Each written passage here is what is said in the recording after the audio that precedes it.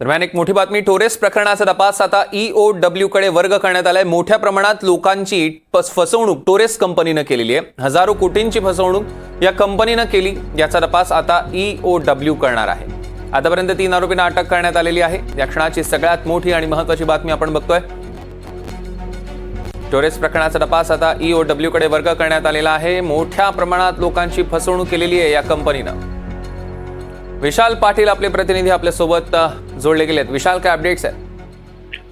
Saurabh, Torres कंपनीकडनं मोठ्या प्रमाणात गुंतवणूकदारांची फसवणूक झाली। हजारो कोटींचा हा व्यवहार असल्याची प्राथमिक माहिती समोर येते आणि त्याचमुळे आता हे सगळं प्रकरण EOW कडे देण्यात आलेलं आहे। EOW कडे प्रकरण वर्ग करण्यात आलेलं आहे आणि त्याच्या माध्यमातून आता तपास जो आहे हा सुरू असणार आहे। शिवाजी पार्क पोलीस ठाण्यामध्ये EOW चे काही अधिकारी आलेले आहेत। एक टीम EOW ची या ठिकाणी आलेली आहे आणि शिवाजी पार्क पोलीस स्टेशनमधनं सगळी माहिती जी आहे ही घेतली जाते। त्याचसोबत टोरेस कंपनीचे CEO यांना सुद्धा या ठिकाणी पकडण्यात आलेलं आहे। दुसरीकडे टोरेस कंपनीच्या CN सुद्धा या पोलीस स्टेशनमध्ये आणण्यात आलेलं आहे आणि त्यांच्याकडनं सुद्धा अधिकची माहिती जी आहे ही घेतली जाते। मात्र आता सद्यस्थितीला हे प्रकरण आता EOW कडे जे आहे हे वर्ग करण्यात आलेले आहे। आता या सगळ्या प्रकरणाचा तपास EOW च्या माध्यमातून होणार आहे। सौरभ, निश्चितच यावर लक्ष ठेवून असा विशाल, त्याचे अपडेट्स आम्ही तुमच्याकडून घेऊ। तुर्तास धन्यवाद।